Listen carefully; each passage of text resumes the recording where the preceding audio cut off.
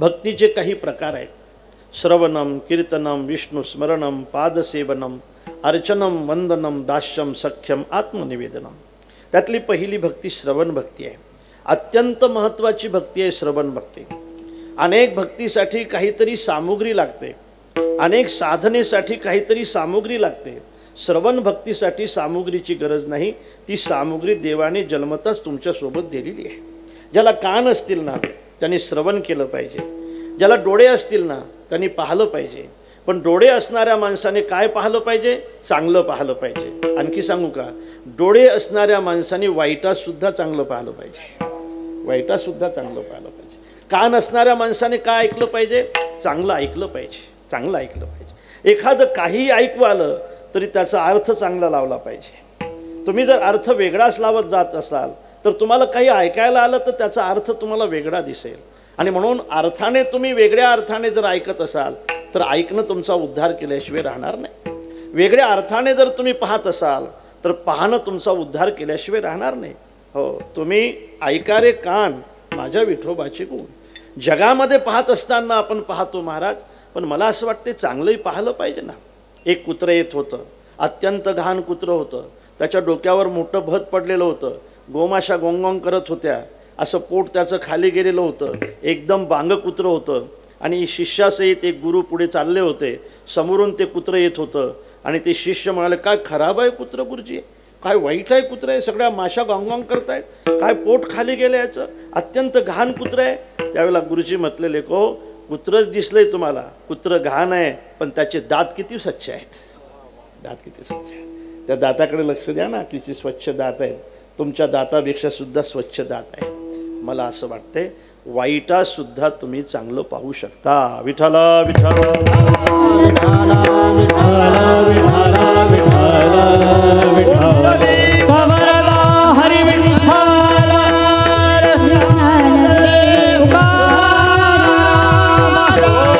याला गुणग्राहकता म्हणतात.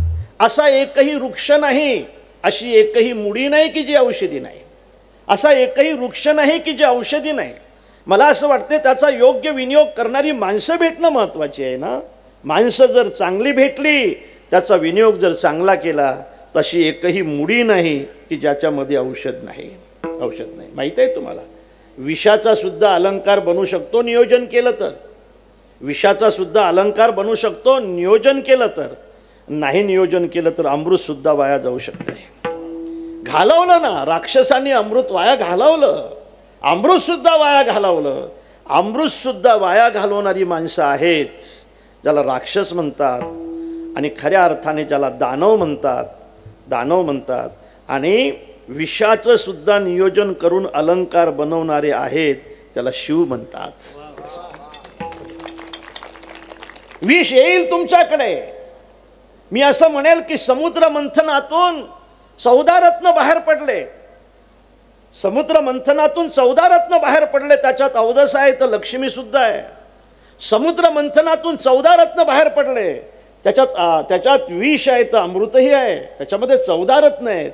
पण मला असं वाटतं या जनसागरातून एकच रत्न बाहेर पडते, ते म्हणजे निंदा आहे. बऱ्याच असं होतं. आणि म्हणून हे विष आहे, हे विष आहे, हे पचवावं लागतंय. मी खरं सांगू का महाराज, ज्या माणसाचं ध्येय निश्चित असेल ना, त्याने या गोष्टीला किंमतच द्यायची नसते. ध्येय तुम्हाला जर साधायचं असेल तर तुम्हाला पुढे जावं लागेल. आणि म्हणून या ठिकाणी शिवजीला विष दिल्या जाते, त्याची ओकारीही होत नाही आणि ते पोटातही जाऊ देत नाही. आणि गळ्यामध्ये त्याला धारण करतात. त्या विषाने सुद्धा माझ्या शिवजीचं नाव प्रसिद्ध होते, निळकंठ नाम प्रसिद्ध झालंय. आपण पाहतो अनेक गोष्टी पाहत असताना त्याचे गुण पाहणं सुद्धा महत्त्वाचे आहे. ऐकणं हा विषय अत्यंत महत्त्वाचा आहे. दादांनो, श्रवण ही पहिली भक्ती आहे. श्रवण कसं केलं पाहिजे सांगतोय बघा थोडक्यात. कसं केलं पाहिजे श्रवण? श्रवण अत्यंत प्रेमाने केलं पाहिजे. कोण कीर्तनकार आहेत, कुठले आहेत, पुण्या भागातले आहेत, याचा विचार नाही केला पाहिजे. श्रवण प्रेमाने करा. हे श्रवण तुमचा उद्धार केल्याशिवाय राहणार नाही. तुम्हाला ऐकायला येते ना सगळ्यांना, कसं श्रवण केलं पाहिजे ते सांगतो. काय झालं पहा, मुलाने 10वी मध्ये पास व्हावं अशी आईची इच्छा होती. आईने त्याला भरपूर वेळ दिला, अभ्यासाला भरपूर वेळ दिला. माझं पोरग पास होईल 10वीत पास झाल्यानंतर ते 12वी होईल, 12वीत पास झाल्यानंतर ते D.Ed होईल, कुठंतरी मास्तर म्हणून लागेल, माझं म्हातारपण सुखात जाईल. बरं जाऊ द्या, माझ्या म्हातारपणाचं मी पाहून घेईल, पण माझ्या पोराचं जीवन सुखात जाईल, नोकरी लागेल माझ्या पोराला. आईने त्याला भरपूर वेळ दिला. 10वी मध्ये शिकावं, पास व्हावं अशी आईची इच्छा होती. परीक्षा झाली, पोरग मार्कलिस्ट घेऊन घरी आलं. मार्कलिस्ट मायेच्या हातामध्ये दिलं. मायेला त्याचा राग आला, कारण नाऱ्या 3 विषयामध्ये नापास झाला होता. आईने त्याच्या श्रीमुखामध्ये जाळ काढला. राग आला त्याला आईचा राग आला. आईचा राग धरायचा नसतो. आईला लाता मारलेल्या आहेत आपण, तिने जर एखादी चापट मारली ना, सहन करायची असते, लक्षात ठेवा. हे आईच आहे. हिची एखादी चापट जर सहन केली तर तुमचं कल्याण झाल्याशिवाय राहणार नाही. आणि म्हणून आईने चापट मारली, पोराला राग आला, पोरग घर सोडून निघून गेलं. 1 वर्ष झाले, 2 वर्ष झाले, 3 वर्ष झाले, 4 वर्ष झाले. माय सारखी रडत होती आपल्या पोरासाठी. पोराला आठवण येते का नाही मला माहीत नाही, पण आईला मात्र मुलगा जर जवळ नसेल तर किती आठवण येईल, माय झाल्याशिवाय करणार नाही. खूप रडायची, खूप मोठमोठे नवस करायचे की देवा 4 वर्ष झाले पोराचा पत्ता नाही, पत्र नाही, कुठं आहे माहीत नाही, काय जीवन, काय काय कुठं मी कसं जगत असेल. खऱ्या अर्थाने रात्री जर आठवण आली तर रात्र माझी रडण्यात जाते. रे देवा, कुठं असेल माझं पोरग. कधी कधी तिचा विचार अनुचित होत होता, आणि अनुचित झाल्यानंतर जोराने हंबरडा पडत होती, नाही रे बाबा देवा, ज्या ठिकाणी असेल त्या ठिकाणी ते सुखाने असलं पाहिजे. मला नाही भेटलं तरी चालेल, नाही ते घरी आलं तरी चालेल, पण ज्या ठिकाणी असेल त्या ठिकाणी सुखाने असलं पाहिजे. असा अनुचित विचार झाल्यानंतर जोराने हंबरडा पडत होते. ऐका, एक दिवस देव्हाऱ्यासमोर बसली असताना तिला बाहेरून एका भिकाऱ्याचा आवाज आला, ताई भिक्षा वाढ. ताई देव्हाऱ्याकडून उठली, दुरडीजवळ गेली, एक कोरभर भाकरी तिने हातात घेतली. मला एक वाक्य आठवते की दुसऱ्याच्या दुःखामध्ये सहभागी होण्याचा योग माणसाच्या जीवनामध्ये यावा असं ज्याला वाटत असेल ना, तर त्याच्या जीवनामध्ये सुद्धा कधी कधी दुःख येणं महत्त्वाचं असेल. कोरभर भाकरी घेऊन ती माय त्या भिकाऱ्याकडे निघाली. भिकाऱ्याने आपली झोडी अशी पुढे केली आणि भाकरी वाळत असताना भिकाऱ्याचं लक्ष गेलं. ताईचे डोळे पाजरत होते. भिकाऱ्याने आपली झोडी आवरून घेतली. नाही ताई, मला भीक वाढायसाठी जर तुला घरून कोणाचा त्रास होत असेल तर मी पुढे जाईल, नको मला तुझं भीक. येतोय ताई म्हणून भिकारी निघाला. आईचा कंठ दाटून आला आणि आई म्हटली, दादा तुला भीक वाढायसाठी रडत नाही रे मी. दादा म्हटल्यानंतर भिकारी थांबला. भिकारी परत फिरला. भिकाऱ्याचे डोळेसुद्धा पाणावले, कारण भिकारी म्हटला, ताई आजपर्यंत मला भीक वाढणारे खूप भेटले, पण दादा म्हणणारी फक्त तू भेटलीस. दादा का रडते ताई तू, काय रडण्याचं कारण आहे. ताईने सांगितलं, दादा आईला मुलाला मारायचा अधिकार असतो ना रे. म्हटले असतो. एक चापट मारली पोराला, निघून गेलं पोरग. 4-5 वर्ष झाले, निरोप नाही, पत्र नाही, कुठं आहे माहीत नाही. सारखी आठवण करते बघ मी त्याची, सारखी आठवण केली की पोरग आहे माझं ते. भिकाऱ्याने विचारलं, ताई त्याचे चिन्ह सांगता येतील. म्हटले हां, सड पातळ आहे. त्याचा वर्ण कसा आहे, सावळा वर्ण आहे. त्याचे केस कसे आहेत, कोरडे केस आहेत. नाक कसं आहे, सरळ आहे. आणि ताई सरळ नाक आहे, कोरडे केस आहे, सड पातळ बांधा आहे, सावळा वर्ण आहे. ताई त्याच्या डाव्या गालावर मोस आहे का ग. म्हटले हां, डाव्या गालावर मोस आहे.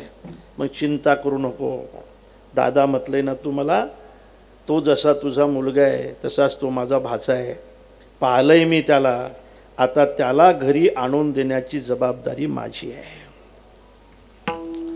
मी इथं बसणाऱ्या मातांना विचारतो, समजा अशी जर वार्ता तुम्हाला कोणी सांगत असेल तर तुम्ही असं म्हणाल का की थांब थोडं, तू आम्ही गरिबाचं ऐकत नाही, फक्त श्रीमंताचंच ऐकतोय, आम्ही मोठ्या माणसाचंच ऐकणारी माणसं आहोत, गरिबाचं आम्ही ऐकत नाही, असं म्हणाल तुम्ही. असं म्हणाल तुम्ही की जरा बाटली लावलेली आहे नळाखाली, त्याची तोटी बंद करून येतो म्हणून असं म्हणाल तुम्ही. असं म्हणाल तुम्ही. की चुलीवर दूध ठेवलेलं आहे ते उतू जाईल, ते खाली उतरून येतोय म्हणून असं म्हणाल तुम्ही? तुम्ही जेवढ्या प्रेमाने तुमच्या मुलाची शुद्धी वार्ता ऐकताय ना, तुमच्या मुलाच्या सापडण्याची वार्ता ऐकताय ना, तितक्या प्रेमाने तुम्ही हरी कीर्तन आणि कथा ऐका. हे कथा आणि कीर्तन तुमचा उद्धार केल्याशिवाय राहणार नाही, लक्षात. श्रवणाचे मीसे बैसावे ओनी,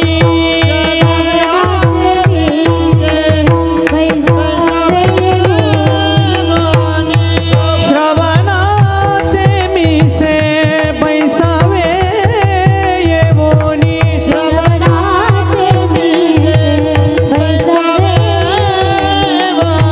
साम्राज्य भुवनी सुखी नादे, साम्राज्य भुवनी सुखी नादे, साम्राज्य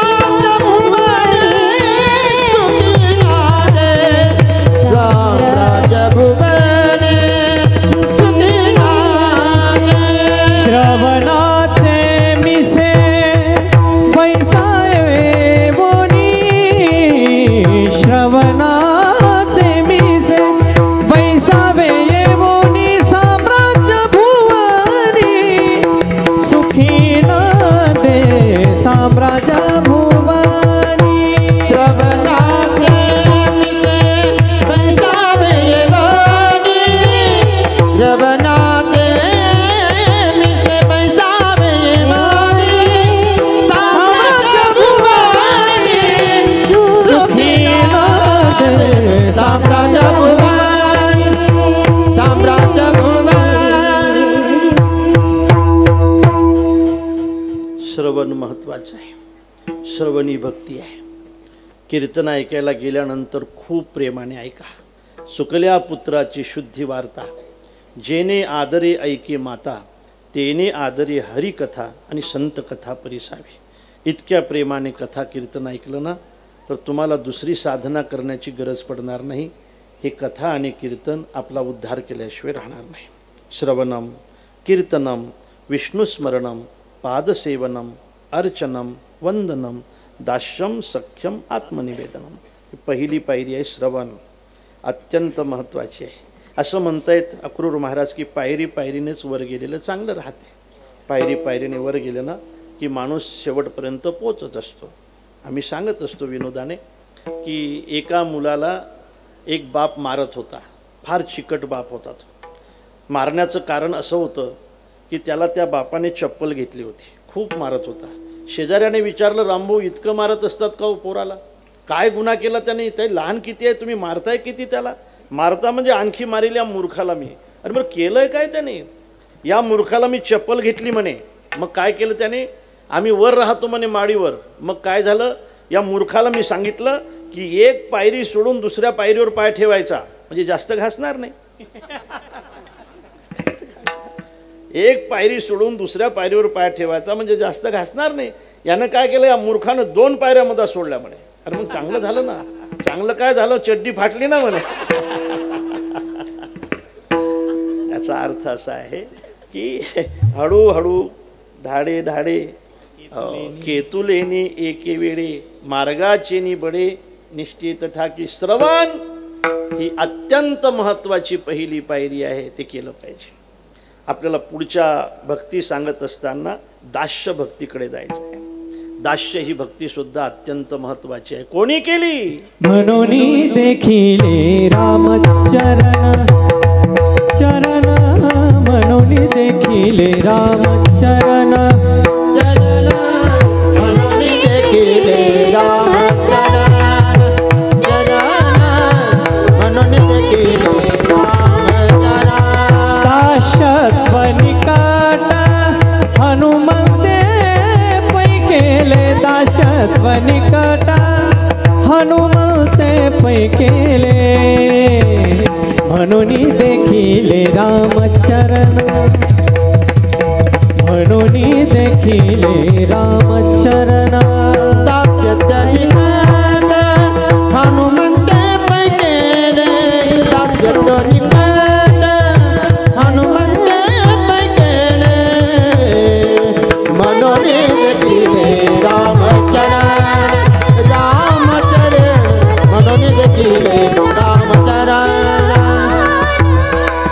दास्यत्व भक्ती हनुमंतरायाने केली. आपल्या इथं रोकडोबाचं मंदिर आहे, हनुमंतरायाचं मंदिर आहे. आमच्या शेगावला सुद्धा रोकडोबाचं एक मंदिर आहे, त्याला रोकडा हनुमान असं म्हणतायत. तुमच्या इथं सुद्धा फार भव्य मंदिर आहे. चकलंबा हे ऐतिहासिक गाव आहे, फार मोठं गाव आहे. अनेक गड्या दिसल्यात मला. आणि खरं म्हणजे हे संस्थानसुद्धा अत्यंत ऐतिहासिक संस्थान आहे. सज्जनानो, हनुमंतरायाने दास्यत्व भक्ती केली. सेवा ही फार महत्त्वाची आहे. सेवा माणसाला खूप मोठं बनवत असते. बरं, आज तुम्ही देशामध्ये जा, तुम्हाला काही गावं दिसतील की ज्या गावामध्ये राम मंदिर आहे, पण असं एकही गाव नसेल की ज्या गावामध्ये हनुमंतरायाचं मंदिर नाही. हनुमंतरायाचं मंदिर नाही असं एकही गाव नाही. सेवेने माणूस फार मोठा होत असतो. आणि हनुमंतरायाची आणि प्रभूची भेट झाली. कुठं भेट झाली? आमचे अक्रूर महाराज रामायण सांगतात, त्यांना माहीत आहे कुठं भेट झाली. रामप्रभूची आणि हनुमंतरायाची पहिली भेट झाली ऋषमुख पर्वताच्या पायथ्याशी.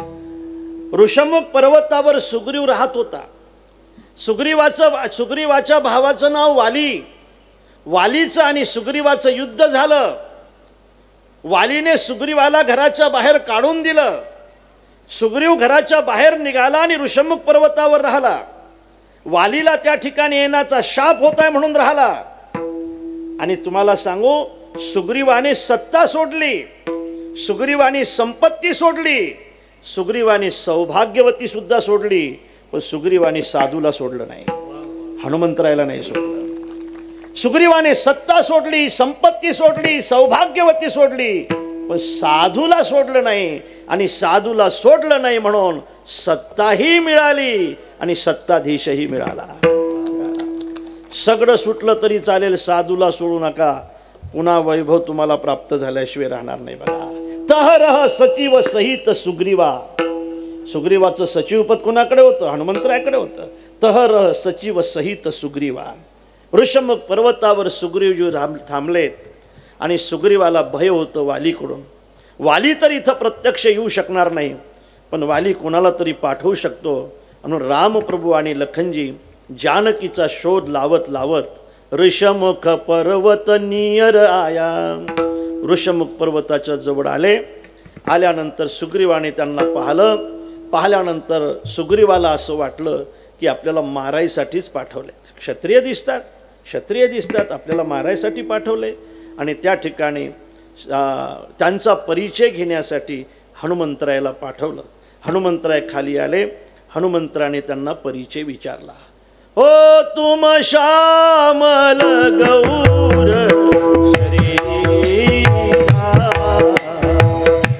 क्षत्रिय रूप फिरहु वनवीरा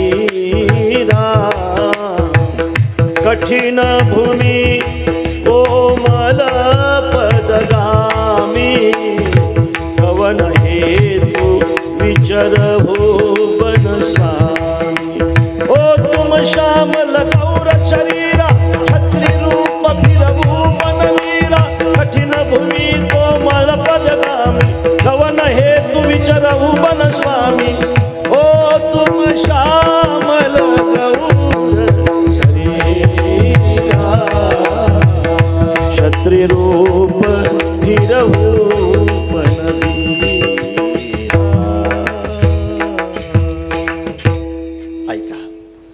ऋषमुख पर्वताच्या जवळ हनुमानजी दोघांचा परिचय घेण्यासाठी जातात. पायथ्याशी विचारतात, ओ तुम श्यामल गौर शरीरा.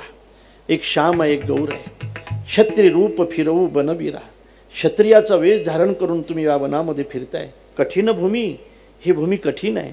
कोमल पदगामी, आपले पाय अत्यंत कोमल आहेत. कवन हेतू विचारू बनस्वामी. असा कोणचा हेतू आहे की हे कोमल पाय या कठीण भूमीमध्ये फिरतायत? कशासाठी फिरताय तुम्ही? त्यावेळेला प्रभूने आपला परिचय दिला. कौशलेश दशरथ के जाये हम पितु बचन जानी बनाये नाम राम लक्ष्मण दो भाई. माझं नाव राम आहे, हा माझा भाऊ आहे, याचं नाव लक्ष्मण आहे. 14 वर्ष झोपला नाही बाबा, 14 वर्ष यांनी काही खाल्लं नाही.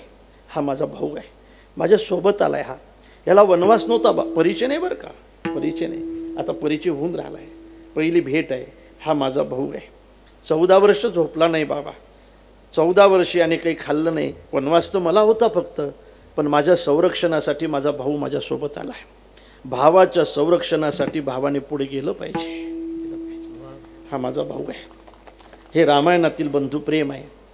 या बंधुप्रेमाची प्रत्येक घराला आज गरज आहे. आपल्याजवळ वेळ कमी आहे. आपल्याजवळ आता अर्धा तास राहिला आहे फक्त. अर्थात हा माझा भाऊ आहे. कौशलेश दशरथ के जाए, हम पितु बचन जानी बनाए, नाम राम लक्ष्मण दो भाई, आणि संग नारी सुकुमारी सोय. बाबा, आम्ही फक्त दोघं जरी तुम्हाला दिसत असलो ना, तर येताना आम्ही दोघं नव्हतो बरं, तिघं होतो. आमची सौभाग्यवती सोबत होती बाबा. रावण घेऊन गेला आमच्या सौभाग्यवतीला. रामप्रभू म्हणतात हनुमानजीला. आणि हनुमानजी आपल्या मालकाला ओळखतात. आणि ओळखल्यानंतर त्या ठिकाणी रामप्रभू विचारतात, बाबा आमचा तर परिचय झाला, तुमचा काय परिचय आहे? कोण आहात तुम्ही? तुमचा काय परिचय आहे? हनुमानजी आपला परिचय देतात. आपल्याला माहीत आहे, देहदृष्ट्या तु दासोहम, जीवदृष्ट्या तदंशका, आत्मदृष्ट्या त्वमेवाहम इति मे निश्चलामती. देहदृष्टीने मी तुमचा दास आहे, जीवदृष्टीने मी तुमचा अंश आहे, आणि आत्मदृष्टीने तुम्ही आणि मी एक आहे, असा माझा परिचय आहे. महाराज, पहिल्याच भेटीमध्ये हनुमानजी आपला परिचय देतात. आणि त्या परिचयामध्ये रामप्रभू म्हणतात, गड्या हनुमान, तू मला लक्ष्मणापेक्षा सुद्धा दुगुणा प्रिय आहेस. लक्ष्मणापेक्षा सुद्धा पहिल्याच भेटीत मला लक्ष्मणापेक्षा तू दुगुणा प्रिय आहेस. लखनजीला थोडं वाईट वाटतंय की वा रे वा, एकदम इतक्या लवकर भेटतायत. आम्ही पक्षाचं एवढ्या दिवसापासून काम करतो, आमच्या तिकिटाचा विचार नव्हता, यांना खटकन कसं काय तिकीट भेटते बा, माझ्यापेक्षा दुगुणा प्रिय कसा काय हा. जरा वाटतंय लखनजीला थोडं वाईटच वाटते. दुगुणा प्रिय आहेस म्हणतात. आणि त्यावेळेला हनुमानजी म्हणतात की बाबा, मला असं वाटते की वर सुग्रीव राहतो, सुग्रीवाचा आणि तुमची भेट झाली पाहिजे. अरे पण राजा, तो डोंगर किती मोठा आहे, आम्ही थकून गेलो गड्या. आता या डोंगरावर चढण्याची आमची शक्ती नाही, आम्ही थकलोय, आम्ही नाही चालू शकत. हनुमानजी म्हणतात, बाबा आतापर्यंत तुमचं वाहन तुमच्या बरोबर नव्हतं, आता तुमचं वाहन तुमच्या समोर उभं आहे. आता तुम्हाला पायी चालण्याची काय गरज आहे? अरे पण आम्ही दोघं जण आहोत हनुमान. 2 शीटची व्यवस्था आहे ना बाबा, 2 शीटची व्यवस्था आहे.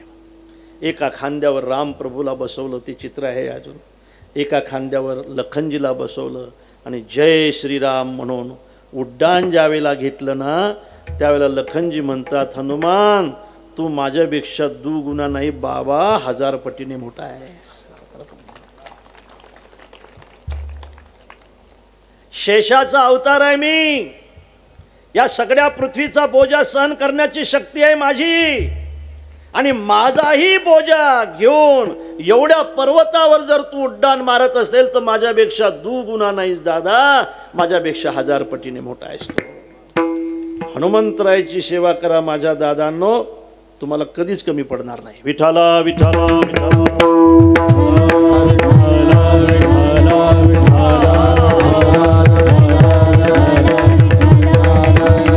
आणि या भेटीपासूनच सीतेच्या शोधाला वेग येतो.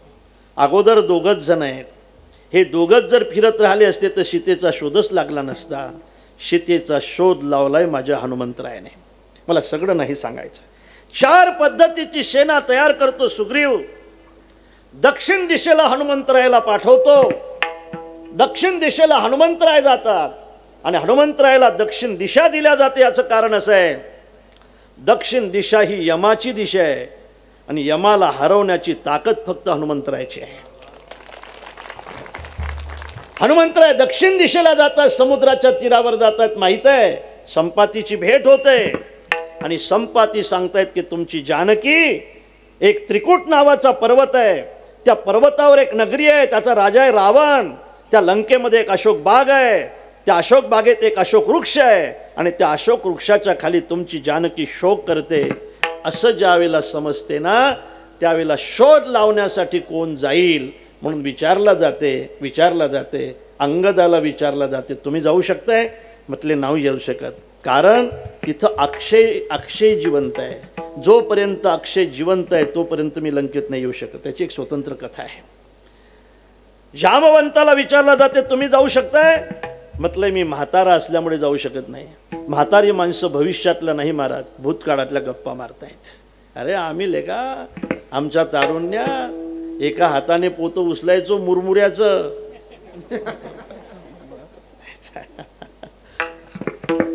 जामवंत म्हणतात मी नाही जाऊ शकत. हनुमानजीला विचारला जाते, हनुमानजीच्या शक्तीची आठवण करून दिल्या जाते.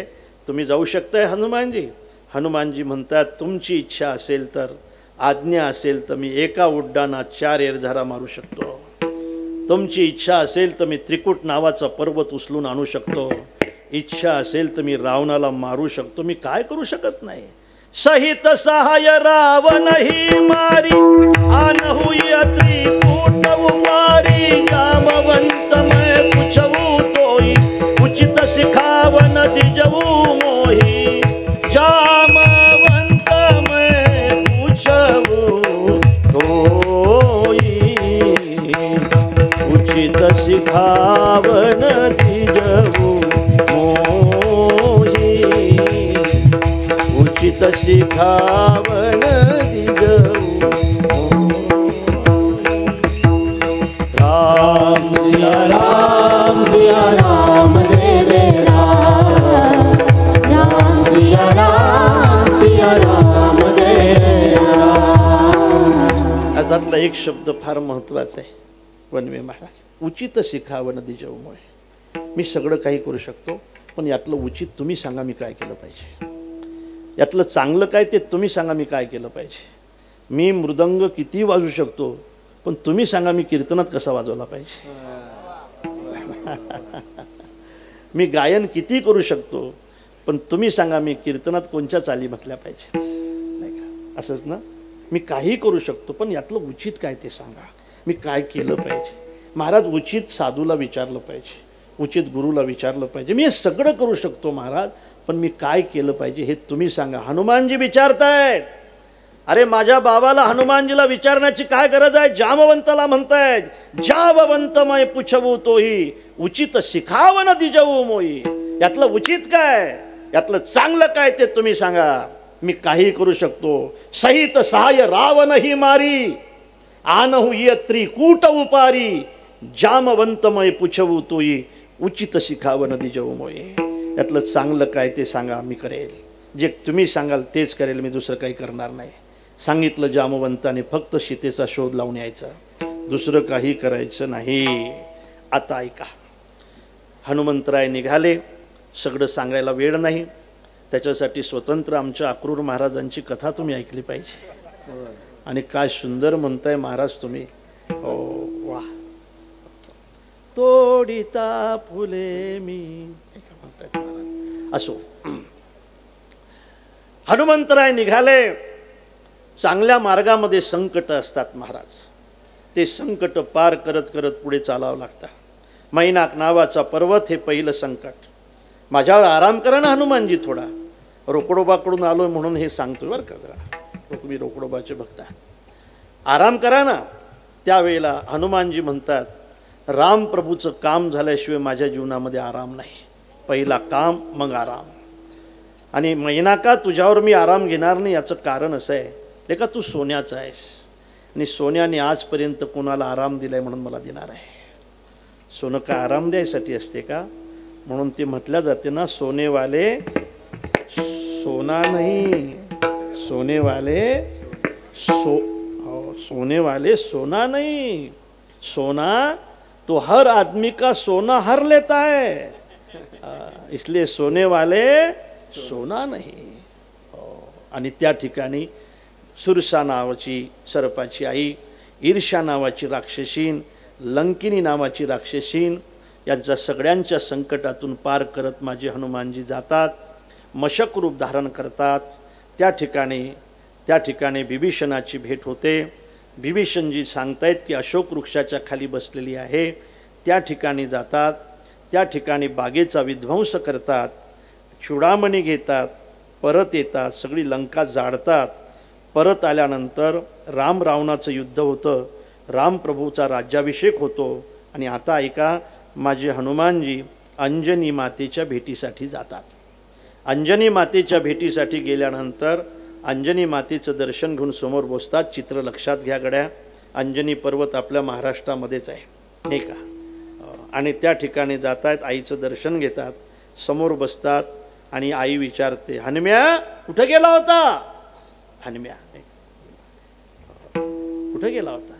अरे मा प्रभूच्या सेवेत गेलो होतो. काय सेवा केली तू रामप्रभूची? म्हटले मा मी शोध लावला जानकी आईचा. काय काय केलं तू त्याच्यासाठी? अरे मा अनेक संकट आले, अनेक संकट आले. मैनाक नावाचा पर्वत आलाय मा, सुरसा आली मा, ईर्ष्या आली मा, लंकिनी आली मा, काय राक्षस मा, हो लंका निशिचर निकर निवासा, या कहा सज्जन रहे बासा. असं वाटलंय मा सज्जन नसेल, पण एक बिभीषण भेटलाय मा, त्याने मला जानकी मातेचा शोध लावून दिलाय मा. गेलोय मा मी तिथं आणि सांगू मा मी रावणाच्या सगळ्या त्या बागेचा विध्वंस केला मा, अक्षय नावाच्या कुमाराचा क्षय केला मा, आणि त्या जंबूच्या छातीवर पाय दिलाय मा मी, आणि ब्रह्मपाश असल्यामुळे बांधला गेलोय मा.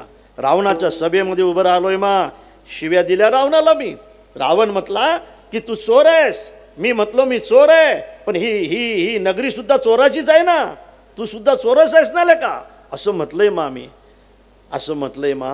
अंजनी माता म्हणते, हनुम्या चाटा तर मारत नाही ना? इंद्र बारी चंद्र छत्र धरी, यम पाणी वाहे घरी, वायू सर्वदा पूजे ओसरी, विधी तेथ करी दडण कांडण, अश्विनी कुमार दोनी परिमळ द्यावे श्रेयस लागोनी, विलंब होता अर्धक्षणी दासी धावणी धुमसती, मैराड देव कानडे करती राक्षसांच्या, या ओव्याचा अर्थ पहा, मैराड देव कानडे करती राक्षसांच्या दाड्या खाडे, आरसान दाविती जयाकडे तेच रोकडे बुकाडी, नवग्रहाची पिढा गाडी ते रावणे घातले बांधवडी, पायी घालोनिया बेडी पायरी तडी अडकविले, अरे विघ्न न राहू शके जया पुढे, तो गणेश होऊनी बापुडे, आणि गाढवाचे कळप गाडे चौकडे ओढत असे.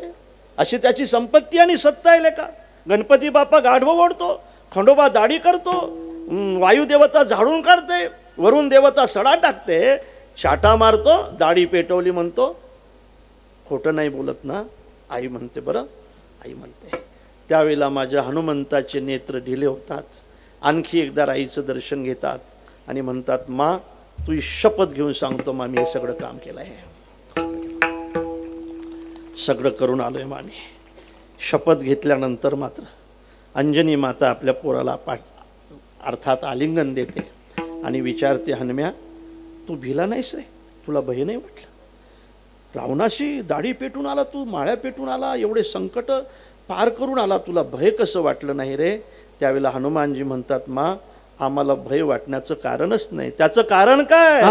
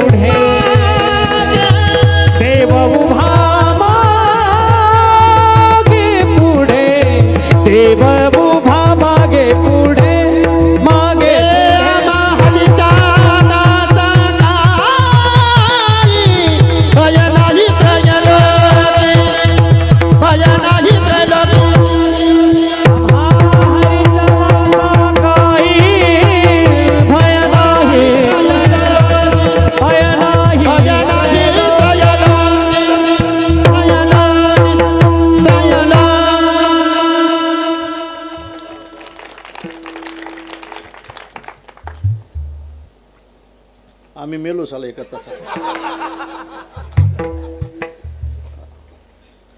ऐका, प्रेमाने ऐकताय आपण. झालं काय, 15 मिनिट राहिलेत. आम्हा हरीच्या दासा काही भय नाही त्रैलोकी. तिन्ही लोकांमध्ये आम्हाला भय नाही. भय असण्याचे अनेक कारणं सांगितल्या जातात. त्यापैकी द्वैत हे एक भय असण्याचं कारण आहे. दुजे जव जव घडे तव तव संसार भय जोडे. द्वैत नाही का, नाही का, भेद हे भयाचं कारण आहे महाराज. अग्नीला भिण्याचं कारण नाही, कारण दोन्ही अग्नीच आहेत, त्याच्यामध्ये द्वैत नाही. पाण्याला पाणी कधी घाबरत नाही, कारण त्याच्यामध्ये द्वैत नाही. पृथ्वीला पृथ्वी कधी घाबरत नाही, कारण त्याच्यामध्ये द्वैत नाही. आकाशाला आकाश कधी घाबरत नाही, कारण त्याच्यामध्ये द्वैत नाही. तसं मला असं वाटते, आपण ब्रह्माला ब्रह्म कधी घाबरणार नाही, कारण त्याच्यामध्ये द्वैत नाही. तसं आपल्यामध्ये आणि ब्रह्मामध्ये सुद्धा द्वैत नाही. घाबरण्याची काय गरज आहे? भय नाही त्रैलोकी. जिथं द्वैत आहे तिथं भय असतं. आणि भयामुळे खऱ्या अर्थाने आपल्याला फार मोठी चिंता वाटते. अभयम सत्व संसिद्धी ज्ञानयोग व्यवस्थिती दानम दमश्च यज्ञश्च स्वाध्यायस्तपार्जवम गीताकार सांगतायत. आणि म्हणून अभयता ही अत्यंत महत्त्वाची आहे. आणि महाराज म्हणतात आम्ही हरीचे दास आहोत. मला असं वाटते मोठ्याचं दास्यत्व जर स्वीकारलं ना तर भिण्याची काय गरज आहे? भिण्याची काय गरज आहे? मोठ्याचं दास्यत्व जर स्वीकारलं, स्वतः निर्भय होण्याची शक्ती नसेल तर तुम्ही दास्यत्व स्वीकारा. ते गुरु तुम्हाला निर्भय बनवल्याशिवाय राहणार नाहीत. स्वतः निर्भय बनण्याची जर ताकद नसेल तर एखाद्या मोठ्या माणसाच्या आधाराला राहा. ते तुम्हाला निर्भय बनवल्याशिवाय राहणार नाहीत. आणि म्हणून आम्ही हरीचे दास आहोत. आणि दास्यत्व स्वीकारल्यामुळे भय नाही त्रैलोकी. आम्हाला तिन्ही लोकांमध्ये भय नाही. त्याचं कारण सुद्धा सांगतायत दुसऱ्या चरणामध्ये. देवा उभा मागे पुढे, देवा उभा मागे पुढे, देवा उभा मागे पुढे, देवा उभा मागे पुढे, देवा उभा मागे पुढे, देवा उभा मागे पुढे, देवा उभा मागे पुढे, देवा उभा मागे पुढे. उगवी कोडे संकट, उगवी कोडे संकट, उगवी कोडे संकट, उगवी कोडे संकट. देवा उभा मागे पुढे, देवा उभा मागे पुढे, उगवी कोडे संकट, उगवी कोडे संकट, उगवी कोडे संकट, उगवी कोडे संकट. देवा उभा मागे पुढे, देवा उभा मागे पुढे, देवा उभा मागे पुढे.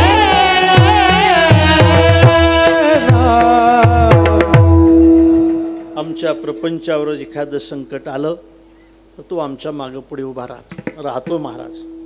तुम्ही त्याच्यावर सगळा भार टाका, तो आपल्या मागं पुढे उभा राहत असतो. आपल्याला माहीत नाही आपल्यावर काय संकट येणार आहे म्हणून, पण आपण जर नामचिंतन करत असाल, आपला जर विश्वास असेल तर तो आपलं संकट निवारण केल्याशिवाय राहत नसतो.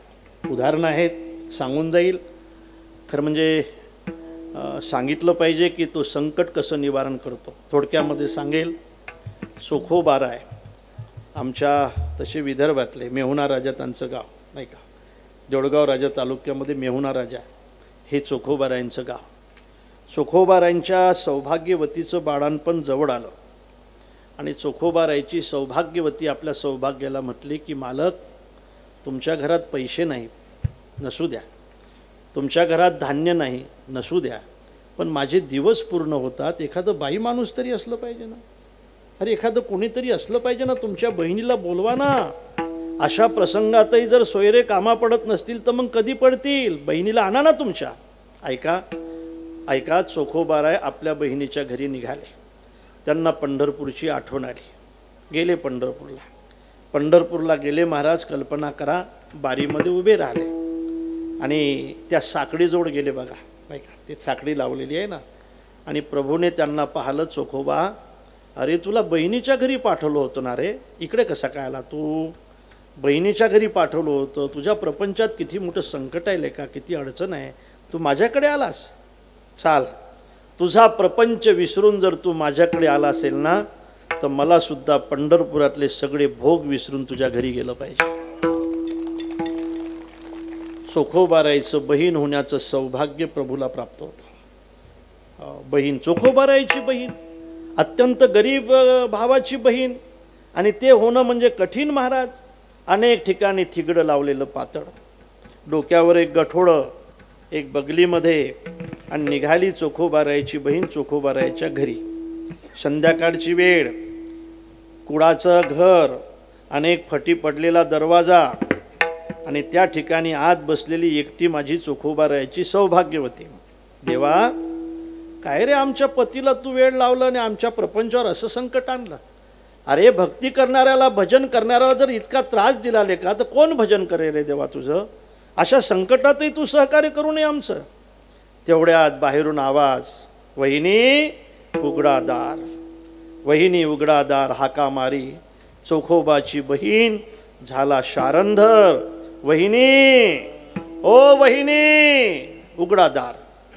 वहिनी असा आवाज आला. ऐका, वहिनीने दार उघडलं.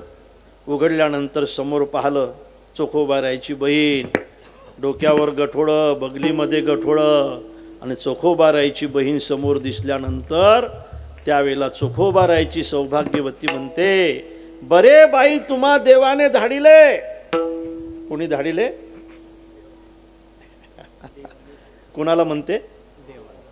बरे बाई तुम्हा देवाने धाडिले, आणि पती माझे गेले कुणीकडे? चोखोबाराईची बहीण म्हणते, वहिनी केली त्वा सूचना, आला माझ्या घरा, त्याने केली त्वरा मज लागे. तो माझ्या घरी आला, त्याने मला इथं पाठवलं. आणि त्या ठिकाणी चोखोबाराईची बहीण सगळं काम करत होती. दिदी, घर झाडून काढणे, घर सारून काढणे, कूड लिपून काढणे, भांडे घासून काढणे, खूप मोठ्या गोदड्या नदीवर घेऊन जाणे, त्या सगळ्या धुवून आणणे, आणि चोखोबाराईच्या घराच्या समोर सडा टाकणे. इंद्र चंद्र महेंद्र यातीची पूजिती तो चोखोबाराईच्या त्या अंगणामध्ये सडा टाकतो. छोटंसं अंगण महाराज, गरिबाचं अंगण ते, आणि बाहेर एका चुलीवर रोज पाणी तापवतो, आणि अंगणामध्ये सडा टाकतो अक्रूर महाराज. आणि मधली जागा आहे ना, थोडी सारून घेतो, त्याच्यावर मस्त रांगोळी काढतो. चोखोबाराईच्या दाराच्या समोर चोखोबाराईची ही बहीण रांगोळी काढते. वहिनी, तुम्ही कोणचंच काम करायचं नाही, मी आहे ना. माझ्या दादाचं माझ्यावर खूप कर्ज आहे ना मी. तुम्ही फक्त सांगायचं, तुम्ही फक्त काम सांगायचं, मी आहे ना काम करायसाठी. चोखोबाराईला मुलगा होतो. बोलावणी सवासनी पाडना घातले, नाव ते ठेविले कर्ममेळा. कर्ममेळा असं नाव ठेवलं जातं. सवासनीला बोलावलं जातं. स्वतः प्रभू चोखोबाराईच्या मुलाचं नाव ठेवतात कर्ममेळा. आणि ऐका, 1.25 महिना पूर्ण होतो. दादा निघालेला आहे. आता जर मी इथं दिसली तर तो काय करील मला माहीत नाही. म्हणून एक दिवस वहिनीचं दर्शन घेऊन चोखोबाराईची बहीण पुढे उभी राहते आणि म्हणते, वहिनी जाते वहिनी आता आमच्या घराला, ने रागे भरतील मला धनी माझे. काय शब्द आहेत नामदेव महाराजांचे. माझे धनी माझ्यावर रागवतील. याचा कोण धनी आहे महाराज? याचा धनी आहे साधू. अहम भक्त पराधीनो. साधू माझ्यावर, माझा दादा माझ्यावर रागवेल. जाते वहिनी आता आमुच्या घराला, रागे भरतील मला धनी माझे. वहिनी म्हणते, बाई येऊ द्या घरधनी, करतील बोळवण, काय मी उत्तीर्ण होऊ आता? घरधनाला येऊ द्या, माझ्याजवळ काही नाही बाई. तुम्हाला पातळ घेण्यासाठी येऊ द्या घरधन्याला. तुम्हाला पातळ घेतील बाई. किती काम केले तुम्ही, 1.25 महिना माझ्या घरी काम केले बाई तुम्ही. इतकं काम केले तुम्ही सगळं. आणि तुम्ही जर पातळ न लेता जर निघाल्यात, सासरच्या महिला काय म्हणतील? पातळ घेऊन जा. त्यावेळेला नाही वहिनी, नाही मला पातळ नको, मला आता गेलं पाहिजे, माझे धनी माझ्यावर रागावतील.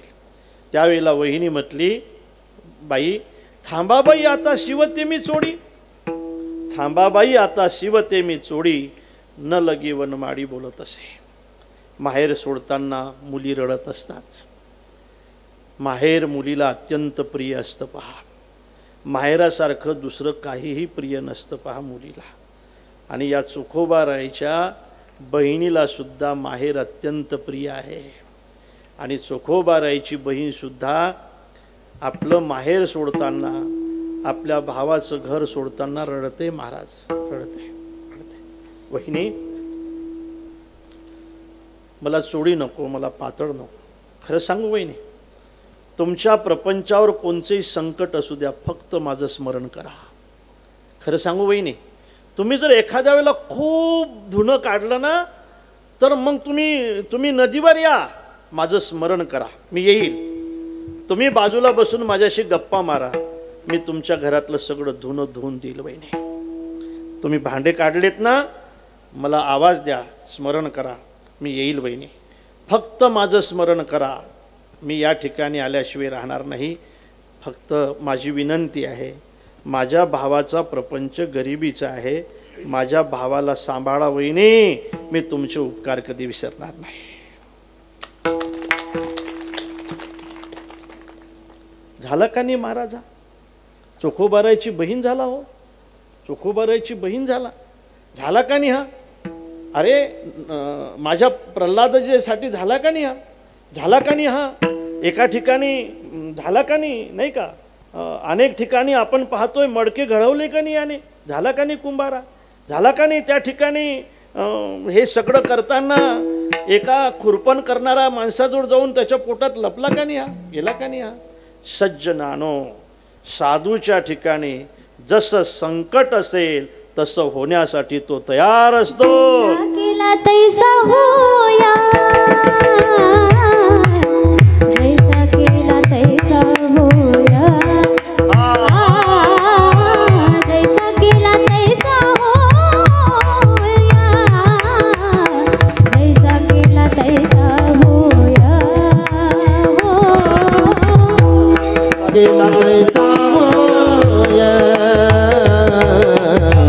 कैसा केला तैसा होया, जैसा केला तैसा होया, जैसा केला तैसा होया. धावे सोया धरोनी, धावे सोया धरोनी, धावे सोया धरोनी,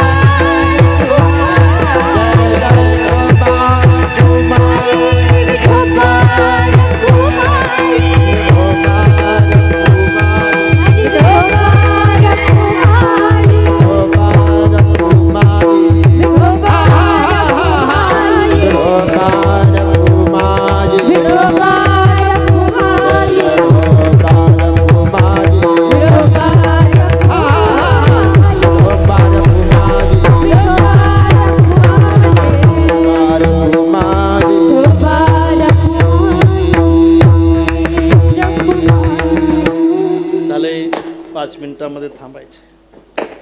ते फुलं टाकले, बरं झालं त्यांनी नारळाची पिशवी उचलली होती, म्हटलं मारतो का.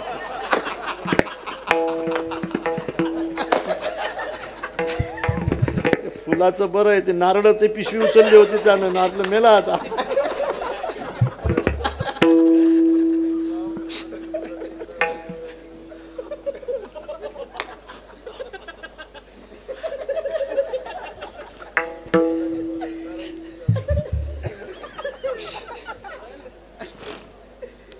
जैसा जैसा केला तैसा होय,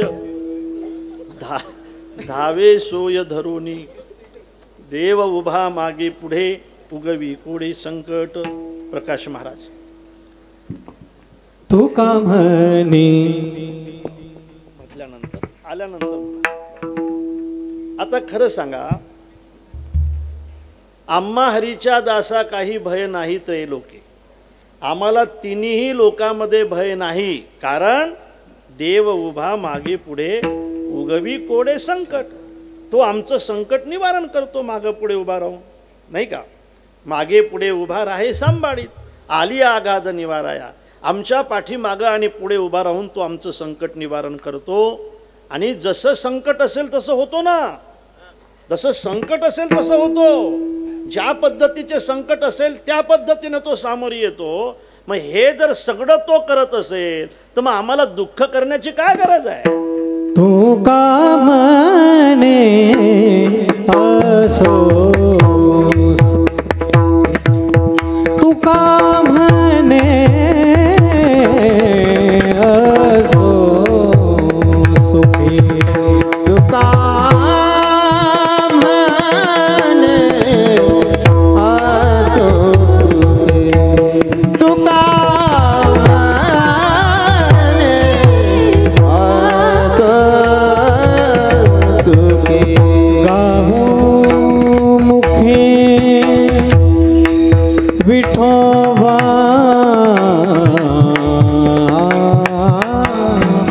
गावो मुखे विठोबा, देव बुवा मागे पुढे, देव बुवा मागे गाऊ मुखे विठोबा, गाऊ मुखे विठोबा, देवा मागे देवा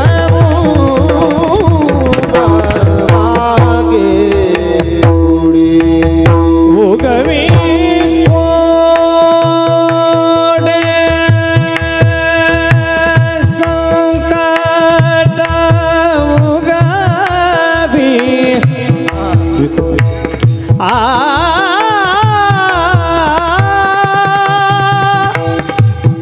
उगवी कोडे संकट,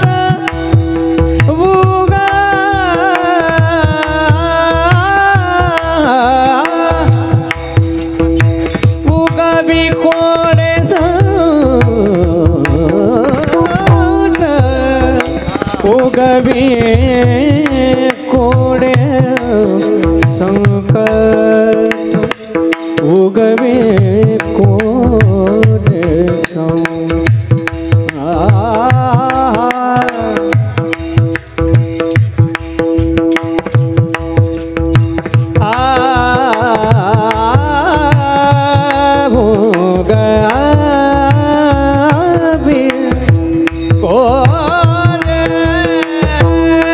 उगवी कोडे संकट,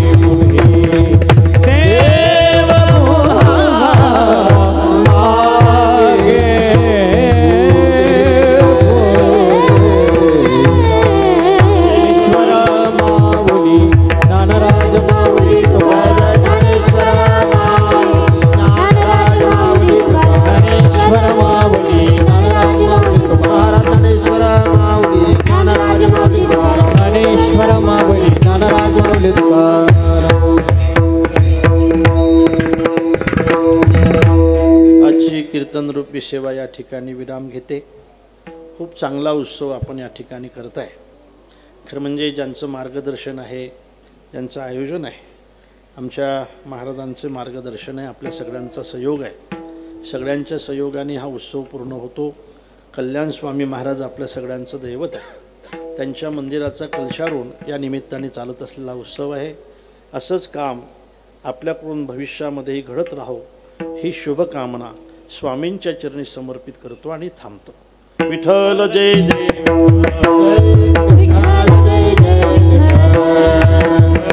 जय जय विठ्ठल.